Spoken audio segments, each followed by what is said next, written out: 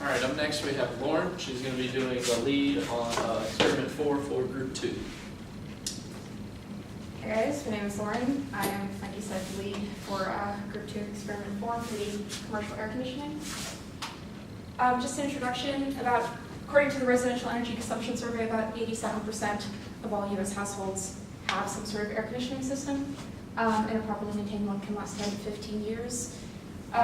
Fun fact, apparently studies show that the more humans stay in cool air conditioning environments, the more we're losing our natural resistance to heat, which I don't know if that's a problem in Louisiana, but maybe other places. The objectives of the experiment were to understand the efficiency of the air handling unit, as well as its physical components, and as well as understanding the variable in air conditioning systems theories and all the equations that go with it. So theory, here we have the air handling unit, and we have ambient temperature entering into cooling coils, which then leaves and gets dispersed through this fan and basically enters the room. The air conditioning unit is a heat exchanger basically, where the efficiency is the change in temperature over the cooling coils.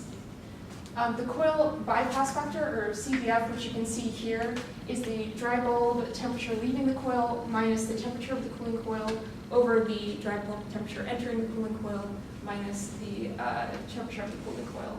And the CBF is just the percentage of air that doesn't get cooled over the cooling coils. So, yeah. So just some more theory. Basically, if you say have 2 rooms and one side is getting hit with a lot of heat, you don't want to have an air conditioning system that's going to overcompensate and cool down another room much more than you would want. So they need to be designed so that this doesn't happen, and they have to have this not happen. They utilize variable air volume boxes, or VAV boxes, which basically just consist of dampener with a mechanical actuator that changes the amount of heat removed from a space, and basically it just utilizes Q dot equals M dot Cp dot T. So calculating the efficiency, we have the energy efficiency rating, or ERR, as the AC unit size rating over the electrical input of the AC unit.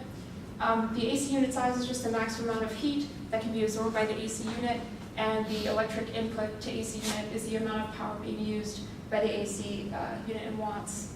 And then we have the coefficient of performance, which is a COP, which is the energy efficiency rating divided by 3.412.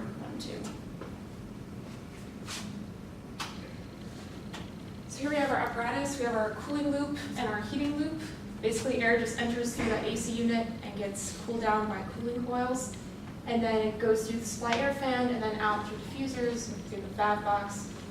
That's an open loop, and while we have the heating loop is a closed loop, which basically just enters through the hot loop fan and then goes around. So the experimental procedure, basically you just need to load the back talk program on the computer. The reporter will use the psychrometer to find and record lab room dry bulb temperature.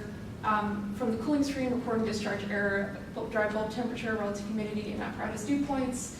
From VAV 1 and 2 screen inputs, we have the cooling set point as the dry bulb temperature.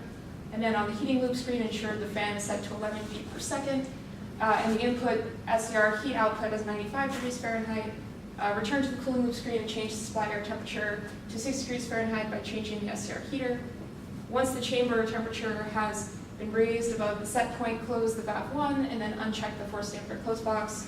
Allow 2 to 3 minutes to pass, basically just for recording data, and then record the VAV 1 temperature in CFM and VAV 2 temperatures every 20 seconds for about 30 minutes. And then at the end of the experiment, turn off the cooling loop fan, heating loop fan, and the AC unit.